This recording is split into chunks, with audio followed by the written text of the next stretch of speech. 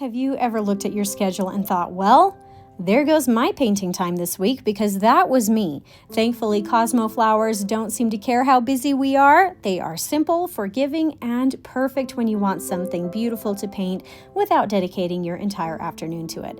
I'm really excited about this one, so let's just jump right in. I have here my painting supplies, including watercolor paints, a paper towel, and some clean water. And then of course we need some watercolor paper, and whenever I'm in a hurry or short on time, my favorite go-to paper is this block of Meeden 100% cotton cold press paper that's already bound and ready to go, so I don't even have to take the extra time to tape it down. Now I do have a very simple light sketch on here. Let me pull this up because it is quite light in value.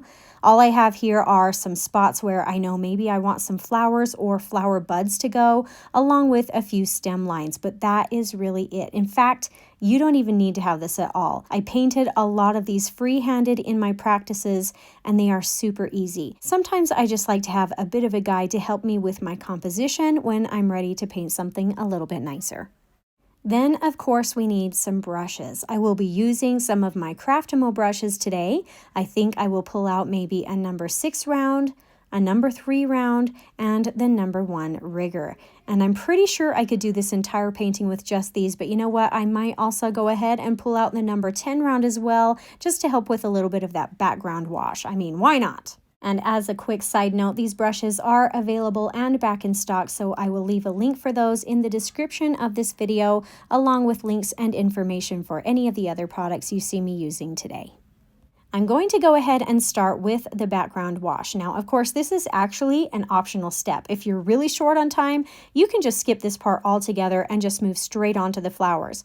But all I'm doing here is taking some of this clean water with my number 10 round and then painting in sort of some cloud shapes of water along the bottom half of the page, kind of in a diagonal form.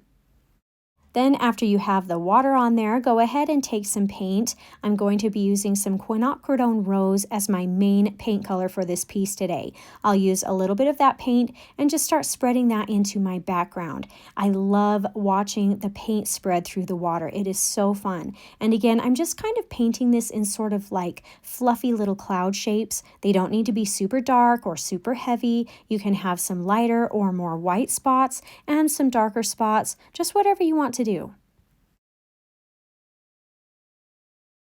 Now, because I want to keep this soft and fluffy looking, I might even take my paper towel and just dab it around some of the edges a little bit to keep from getting some hard lines in there. And then to add in a little bit of extra fun, I might even create a few splatter marks in here using the number 10 round. I'll take a little bit of paint and then just tap my brush against another brush to create these splatters. And you'll notice that any of the splatters that are going into the wet area are going to spread out just a little bit more than in the dry areas of the paper. Right now, you can just sit and let that dry on its own, but like I say, I'm a little bit short on time, so I'm actually going to pull out my hairdryer today to speed up that drying process of this just a little bit more. Okay, I think that is good enough. Now I'm actually going to add in just a few more splatter marks into the bottom area. I'm going to cover the top space because I don't want any more up there, but since my splatters down below kind of did fade out, I'm going to add in a few more that have a little bit more of a crisp look to them.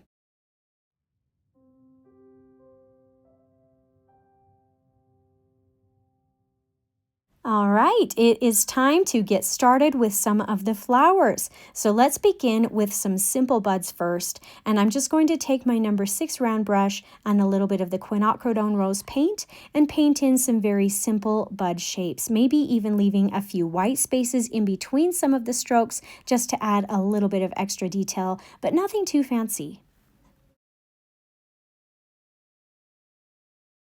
Then to add in some more depth into the bud, we'll take a darker, more concentrated amount of the Quinacridone Rose and add just a touch of that to the base of the bud while it's still wet, and let that spread up into the bud a little ways. I'll be painting a few of these buds in different sizes just to add something extra to the composition, but the good news is that you can always come back in later and add more if you want to, but 3 is a good start.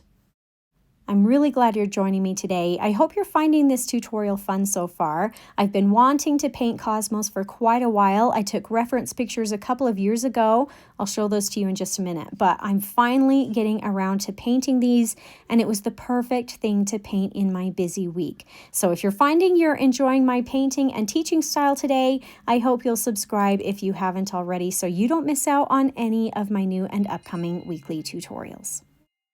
All right, well done. Those are very simple, but they really do add something special to the piece once as we add in that greenery. But the next step, let's go ahead and move on to one of the larger open Cosmo flowers and paint in the center of it. All I'm going to do here is take some Gamboge yellow paint and add in some dots of color into a circle shape. Then I'll take some burnt umber and add in a few dots of this brown color at the very base of the circle to create a little bit of a shadow. That turned out a little bit darker than I was expecting, so I might take my paper towel and just dab a slight amount of paint right off the top of this circle to create more of a highlight. Okay, I think we are ready to start painting in some larger petals. The good news is that these are very simple and very easy to do, so let me show you how. I'll go ahead and take maybe the number 6 round brush once again to paint in these first petals, and all you have to do is take the tip of the brush, put it at the base of the petal, and then you pull your brush outward and push down to create a teardrop shaped brush stroke. If you have enough paint in your brush, you can go ahead and paint in a second stroke. If not, then dip your brush into some more paint, and then right next to that first stroke, you're going to go ahead and paint a second stroke and then a third stroke. And I'm purposefully leaving the ends of this jagged and roughly so that each stroke I create slightly separates at the end of the petal, even though it's all connected in the center part. Then to add in a little bit of extra dimension to the petal, I'll take some darker, more concentrated Quinacridone rose paint and add a tiny bit to the base of the petal while it's still wet so that that color will spread out just a little bit. For this first flower, we're going to create it in more of a side-facing view. So we're only going to be painting these petals halfway around the flower. And when we start getting closer to the edges, we'll be curving those petals upward just a little bit.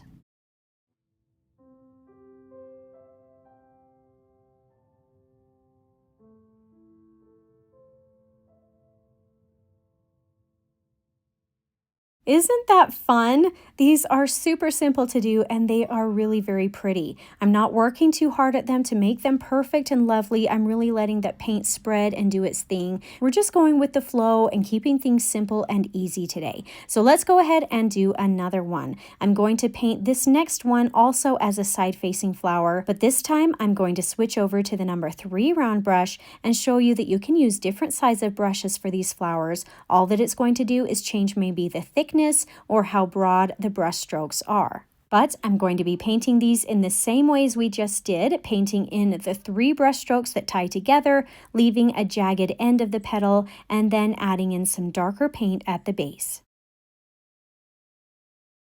As I work on this flower, I'm going to go ahead and put up my reference pictures into the corner of the screen just so you can see some real Cosmo flowers.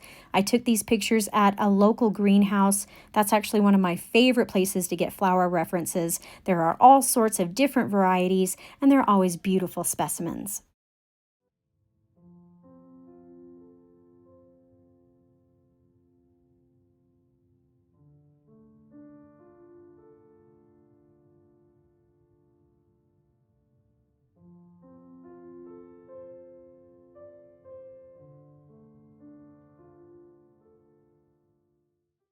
You can see that those petals just turned out a little bit thinner than the first flower we did. I'm realizing I probably should have pulled the strokes out a little bit farther on that first flower and made them maybe a little bit longer. But you know what? That's okay. We are just playing around and having some fun here. All right, I'm going to switch back over to the number 6 round brush. We'll be painting one more of these larger Cosmo flowers, but this time we're going to be painting this one as an open-facing flower with petals going all the way around the center part. The good news is that we're going to be painting the petal strokes in the exact same way as we've been doing. Having at least one open Cosmo flower creates sort of a focal point to the piece, and this way I also have some large, medium, and small flowers going on in my composition, which tend to make it pleasing to the eye as a general rule.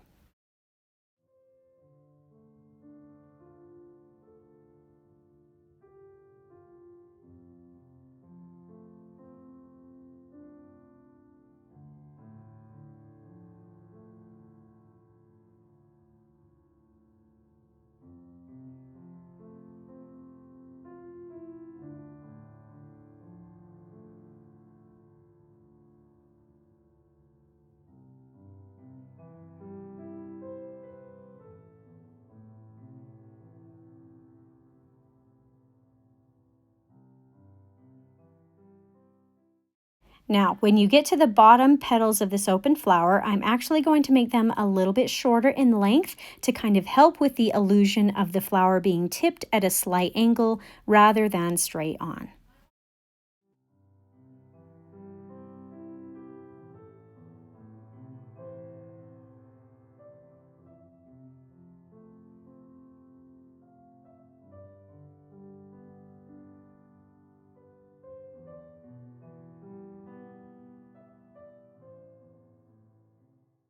Okay, very good. Believe it or not, all that's left to do is add in greenery to this piece. So using my number 3 round brush, I'm going to pull out a little bit of olive green onto my tray, and I'll begin adding in green bases at the bottoms of the buds as well as the side-facing flowers. Again, nothing too fancy, just something to kind of hold and tie everything together there.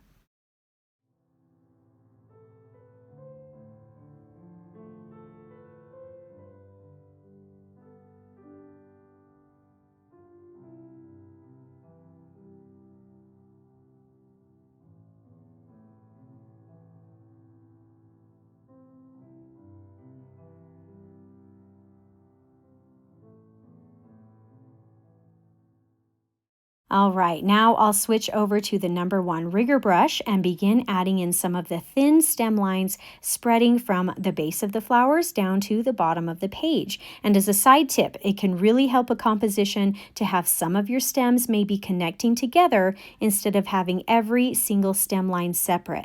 This can just help it look more cohesive and not quite so busy.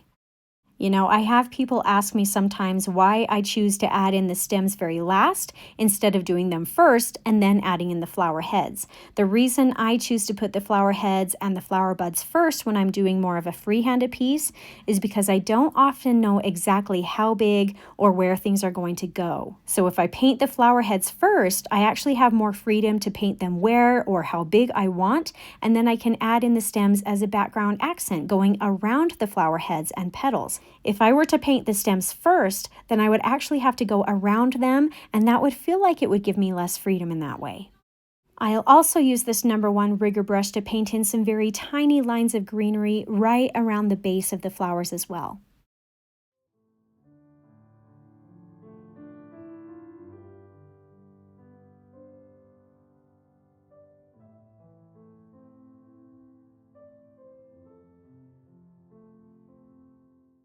Okay, very good. The last thing that we need to add in here are some of the leaves that attach to the stems. These are really light and fun looking, but we do want to make sure to keep these lines very thin. And all we're going to do here is paint in one thin line that shoots off from the stem, and then off of that we'll add in some more thin green lines spreading out from there. Now this is something you don't want to overdo. You don't necessarily need to have a lot of these, just enough to fill some of the empty spaces.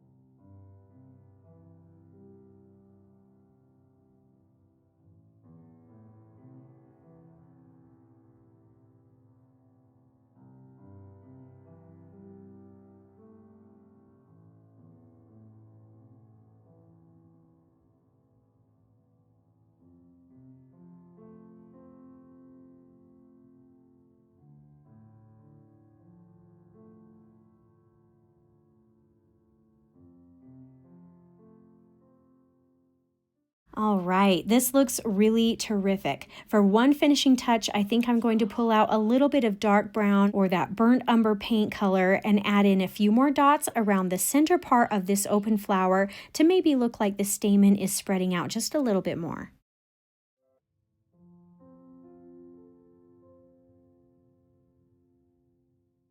And actually, as I got looking at my quote unquote finished piece, I actually feel like I might need to add in a couple of more buds right at the top of the page. It kind of seems empty up there, but that's one good thing about freehanding a piece. We can always add more if we feel like it needs it. So I'm just going to quickly add in a couple more buds right at the top, along with some stem lines that can connect down.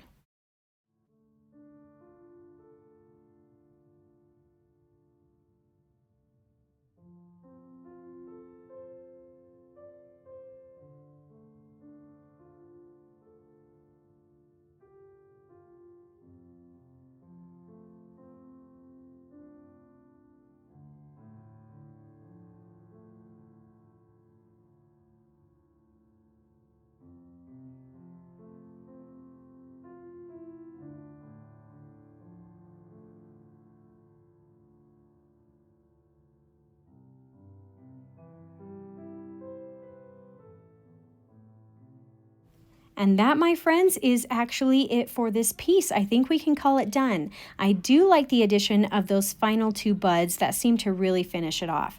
Now, there actually is one more optional step, which I decided not to do on this particular painting, but you can totally do it if you want to. You can see on my practice pieces, I decided to add in some really thin vein lines onto some of the petals. It's kind of a fun look, and I debated whether I should or not do that. In the end, I decided not to on this particular piece. But if you want to, you can totally do that. It's just another option. I'm really glad that I didn't let my busy schedule keep me from painting this week. This was the perfect piece to allow me to pull out my paints and have some fun, but also just keep it quick and simple. Thank you so much for joining me today, though. I hope you had some fun and maybe even learned something new. If you did enjoy this beautiful and easy watercolor tutorial today, I hope you'll consider subscribing to my channel so I can continue to help you discover your artistic side.